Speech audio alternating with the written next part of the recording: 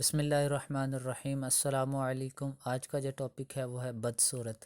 شہریار بستر پر اداس گمسم بیٹھا ہوا تھا۔ کیا ہوا شہریار بیٹے؟ امی جان نے پیار سے شہریار کے سر پر ہاتھ پھیرا۔ شہریار اپنی امی کے ساتھ اپنی خالہ جان کے گھر آیا ہوا تھا۔ دن کے کھانے کے بعد اب انہیں قیلولہ کرنا تھا، مگر وہ امی جان سے باتیں کرنے لگا۔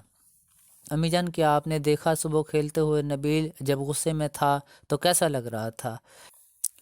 کیسا؟ امی نے اس کی جانب دیکھا۔ بدصورت، اس نے جواب دیتے ہوئے سر جھکایا۔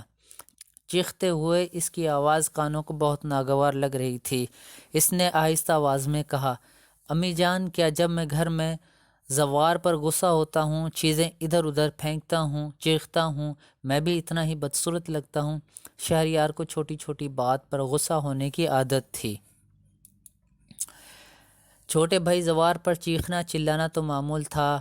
آج جب اپنے خالہ زاد بھائی کو چھوٹی بہن پر غصہ ہوتے دیکھا تو اس کے آئینے میں اسے اپنا چہرہ دکھ گیا۔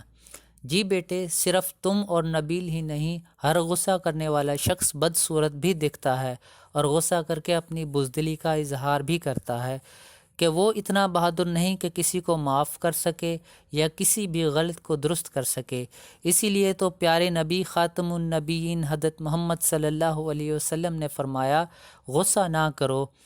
پیاری امی، میں اپنے پیارے نبی صلی اللہ علیہ وسلم کی بات مانوں گا اور آئندہ غصہ نہیں کروں گا۔ انشاءاللہ۔ امی نے اسے شاباش دی اور وہ قیلولہ کرنے لیٹ گئے۔